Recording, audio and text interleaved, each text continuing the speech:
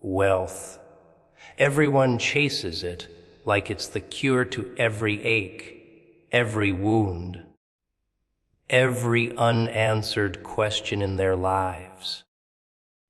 They believe if they could just stack enough of it, life would finally make sense. The chaos would quiet down, and the hunger inside would finally starve to death. But wealth doesn't arrive like that. It doesn't walk in politely. It doesn't knock on your door with flowers. When it comes like air, everywhere, all at once, flooding your lungs, suffocating you if you're not ready for it. Wealth exposes the true faces around you, not just your own reflection. Isn't it funny how quiet the world seems when you have nothing? How suddenly people don't see you, how your presence becomes invisible, like smoke fading into the air. But once wealth enters the room, once the air smells of gold, the invisible man suddenly becomes visible. The crowd that once ignored you suddenly finds their eyes glued to you. Strange, isn't it, how money becomes a mirror? But it's no ordinary mirror. It's a cruel, twisted glass that doesn't just show your own face, but the faces of everyone around you. And oh, how grotesque those faces look when they're stripped bare by the shine of wealth. You see, people wear masks every single day, smiling at you, patting your back, whispering words that sound sweet but rot like poison once you taste them. And as long as you're crawling, as long as you're begging, they don't bother to reveal what's behind the mask, because there's nothing to gain. But add a little wealth, sprinkle some success, suddenly the masks start cracking. The friendly laugh grows sharp. The pat on the back becomes a grip, and their words drip with envy instead of sugar. It's fascinating, really, how fast loyalty melts when gold gets poured into the fire. And the most delicious part of it all, wealth doesn't just expose them, it exposes you too. You think you're immune. You believe you'll stay the same once the numbers in your pocket change. Wealth is a light so bright it blinds, and when it blinds, your reflection starts to warp. Your voice deepens with arrogance. Your steps grow heavier with entitlement, and you begin to mistake fear for respect. You don't even notice it happening. You think you're still you, but the mirror doesn't lie. The reflection shows a monster forming, one that looks eerily familiar. It's not just about the money. It's about the hunger. Watch them closely when they're near it. Watch their eyes. They widen, they dart. They sparkle like starving wolves circling a piece of meat. And they smile, of course. They always smile, because that's how the game is played. But their smile betrays them. Their silence betrays them. Their sudden interest in your every word betrays them. It's not you they care about. It's what clings to you. It's not your victories they applaud. It's the crumbs they hope will fall from your hands. And you, the fool with the mirror, you start believing them. Their flattery becomes your drug. Their admiration becomes your rope. They pull you tighter and tighter until you forget what their faces used to look like before the wealth showed up. You forget how they once ignored you, how they once dismissed you, how they once left you stranded when you had nothing but your bones. Funny how wealth makes you blind to history and addicted to illusions. The mirror shows everything, but you choose not to see, because the truth is uglier than the lie. But maybe that's the beauty of it. Maybe wealth was never meant to make life easier. It was meant to turn the lights on in a dark room, to show you who's lurking there, to reveal the shadows you once mistook for friends. And once the lights are on, there's no going back to the dark. No pretending the masks are real. No pretending the smiles are pure. You wanted wealth, and now you have it. But it came with a cost, a revelation, a mirror you can't break even if you try. Because in the end, the real treasure isn't the wealth itself. It's the knowledge that comes with it. Knowledge of who they are, knowledge of who you are, knowledge of how thin the fabric of loyalty really is when stitched together with poverty. Wealth is the ultimate test, not of what you can buy, but of what you can see. And once you've seen it, the question isn't whether you'll enjoy the gold. It's whether you can stomach the truth staring back at you through the cracks in the mirror. Discipline is the strangest little weapon, isn't it? It doesn't roar, it doesn't scream, it doesn't arrive with fireworks and applause. No, discipline creeps in quietly, like a shadow that never leaves your side. While others laugh, chase distractions, drown themselves in comfort, discipline whispers in your ear, dragging you back to the grind, forcing you to repeat the same boring step until it becomes a weapon sharper than any blade. And here's the delicious irony.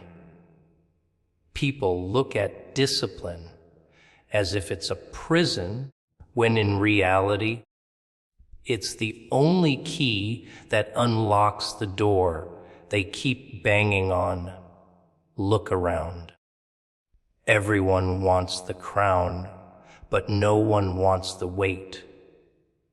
Everyone wants the feast, but no one wants the hunger. Discipline is the price that nobody wants to pay, and yet it's the only currency accepted by success. They call it unfair. They whine. They moan. They point their fingers at luck, fate, or some invisible hand holding them back. But deep down, they know the truth. While they were sleeping, while they were wasting, while they were talking, someone else was sharpening their edge in silence.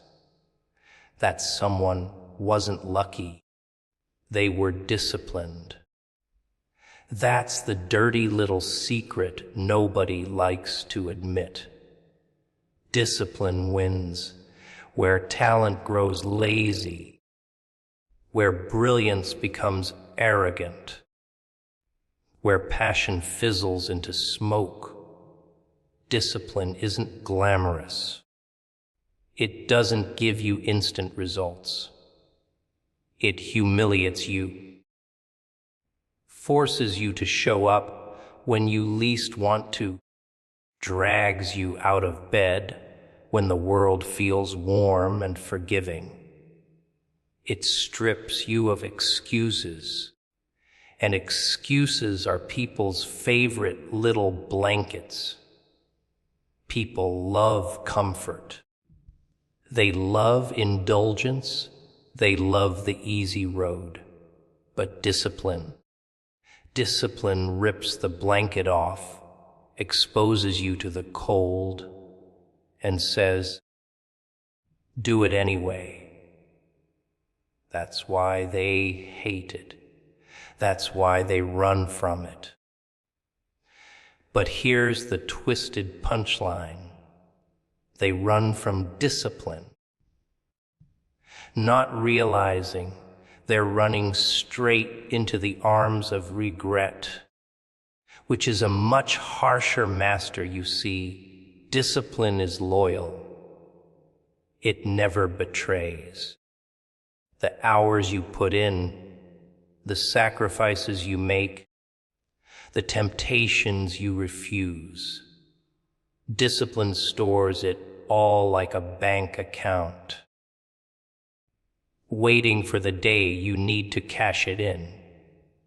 And when the storm comes, when chaos breaks the lazy ones apart, you're still standing. Not because you're stronger, not because you're luckier, but because you paid your dues when no one was watching.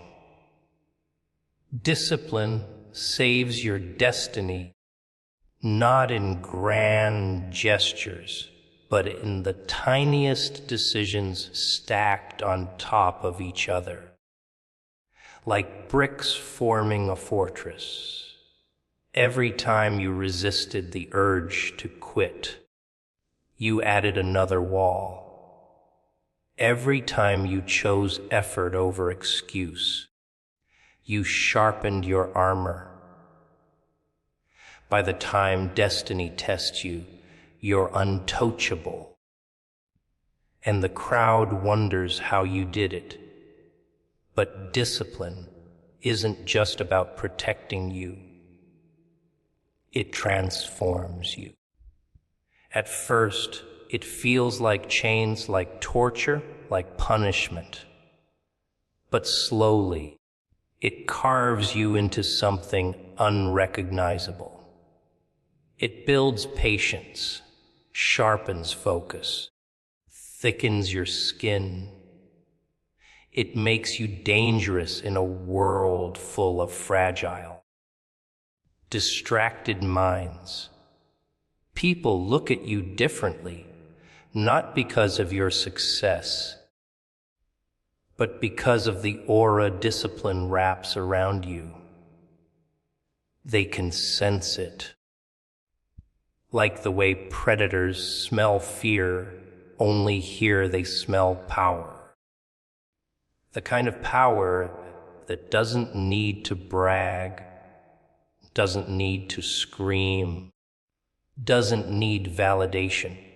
It's silent, steady, terrifying in its consistency.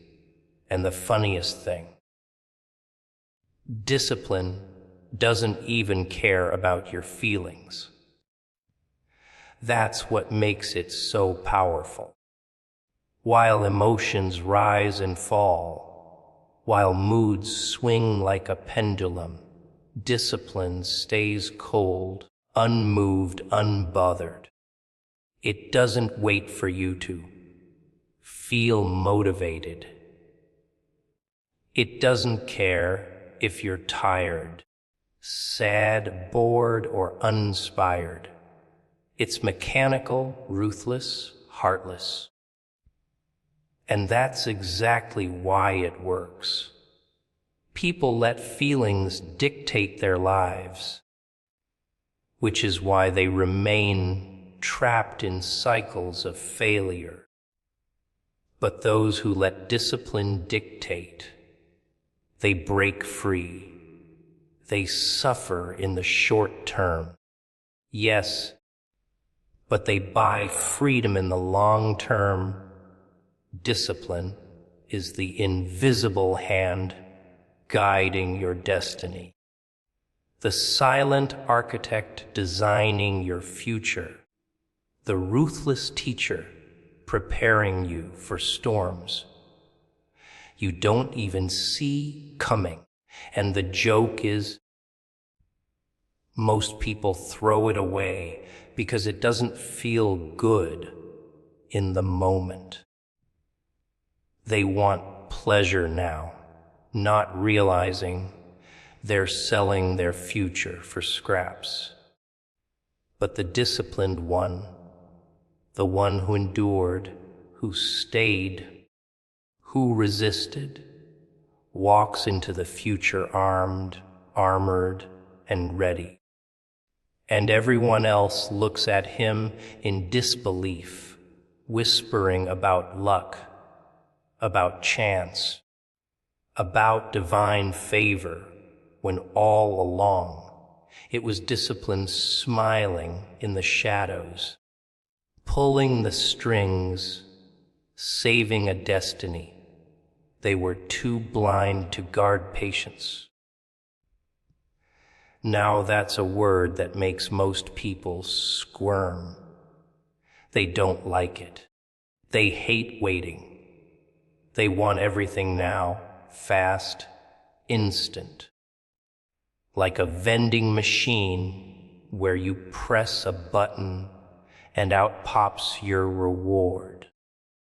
But life doesn't work like that. No, it prefers a slower game, a crueler joke. It dangles rewards just out of reach, forcing you to stretch, strain, and suffer.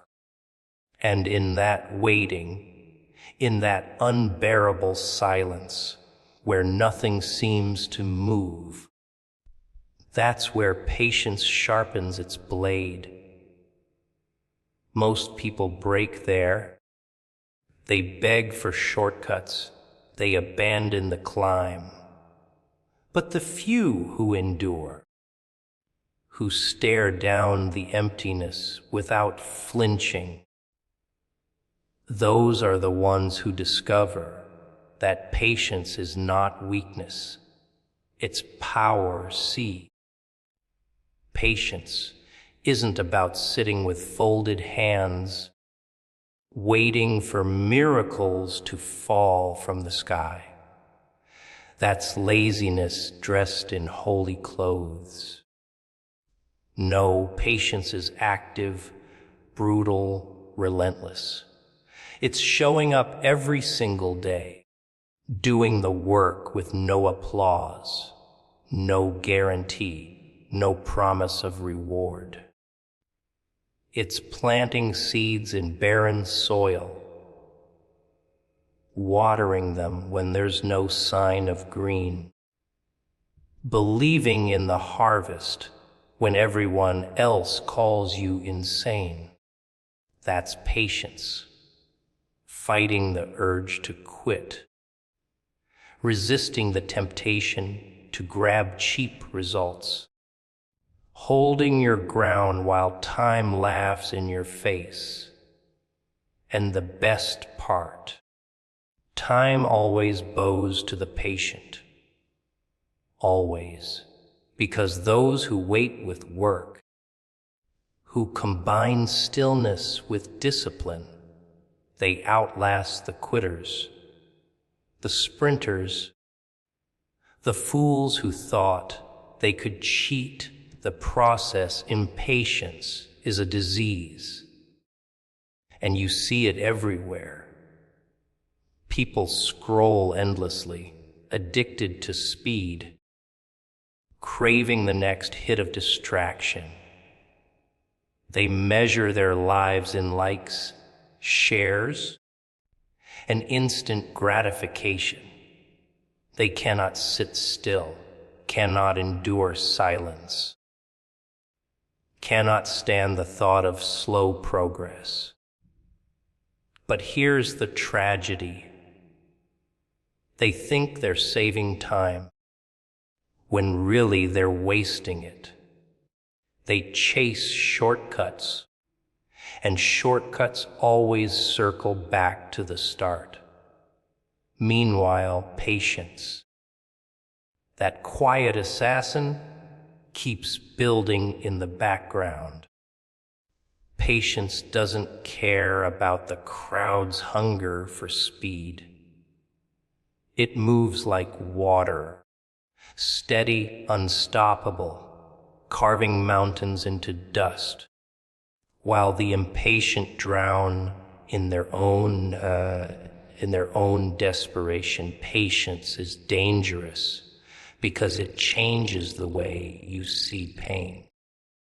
While others scream and run at the first sign of discomfort, the patient one leans into it, studies it, adapts to it.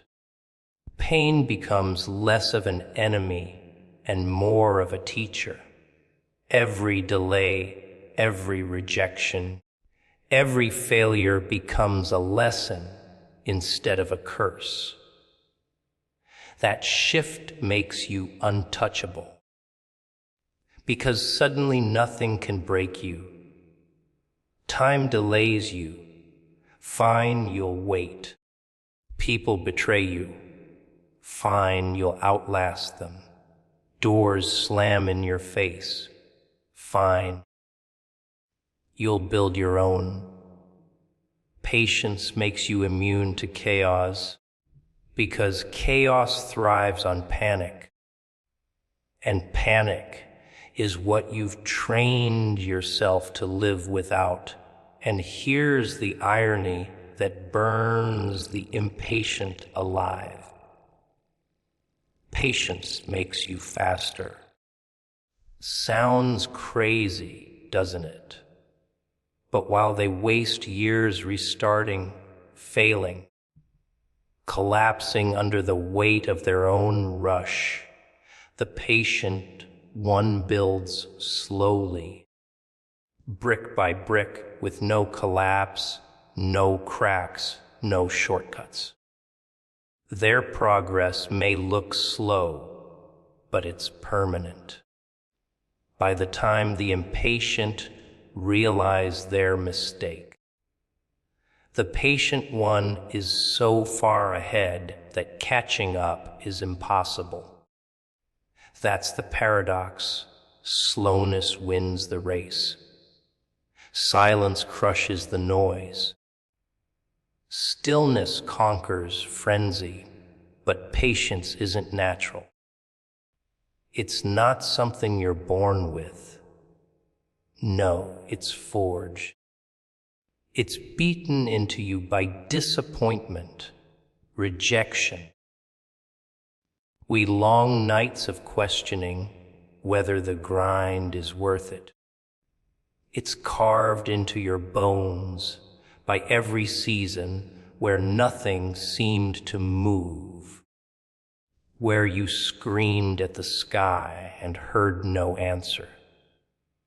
Patience is not given, it's earned.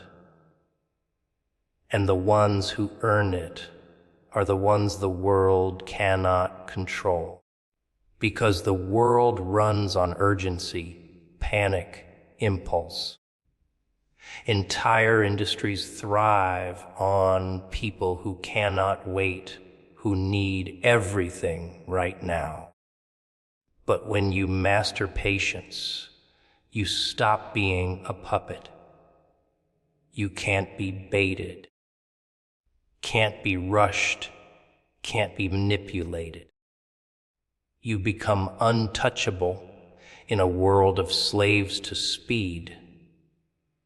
And the strangest thing about patience, it reveals timing.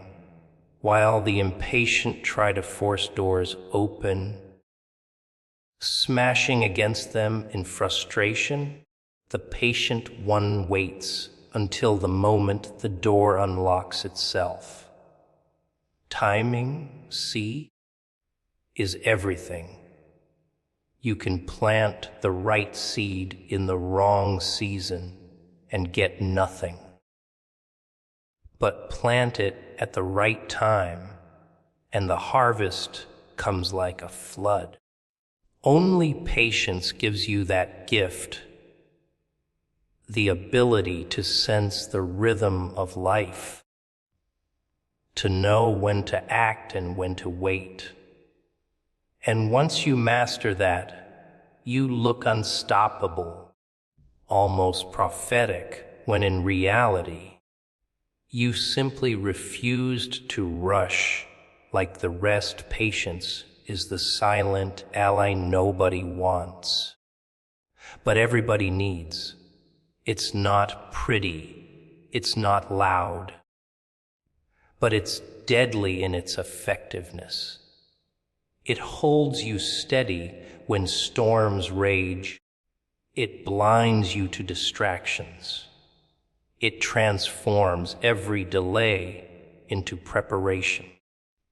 And while the world screams for speed, the patient one smiles in the shadows, knowing that everything worth having requires a season of waiting. And those who cannot endure that season will never taste the reward discipline. Now that's a word that tastes bitter on most tongues. People like to whisper about freedom, about doing what they want, when they want, chasing pleasure, chasing comfort, like moths dancing toward a flame. But discipline, oh no, that feels like a prison to them. They see rules, chains, control. What they don't see is that real freedom isn't doing whatever you feel. It's mastering those feelings before they master you. Discipline isn't chains, it's a weapon, sharp and merciless, and the ones who wield it become untouchable in a world addicted to indulgence. Think about it. Most people live like slaves to impulse. Hungry, they eat. Tired, they sleep. Tempted, they cave. And they call that living. They call that freedom. But really, it's weakness wearing a mask. Discipline rips that mask off. It forces you to stare at your cravings, your laziness, your excuses, and it makes you choose something higher. Discipline says no to the easy, no to the instant, no to the comfort that rots your bones. It makes you pick the hard road again and again until the hard road becomes your second skin. And the funny part, once you learn to walk that road, you realize the others weren't free at all. They were prisoners of comfort, while you, the disciplined one, were building strength they couldn't even imagine. Discipline is brutal because it demands consistency.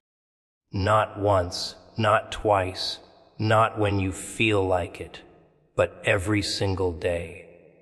No applause, no recognition, no one patting your back.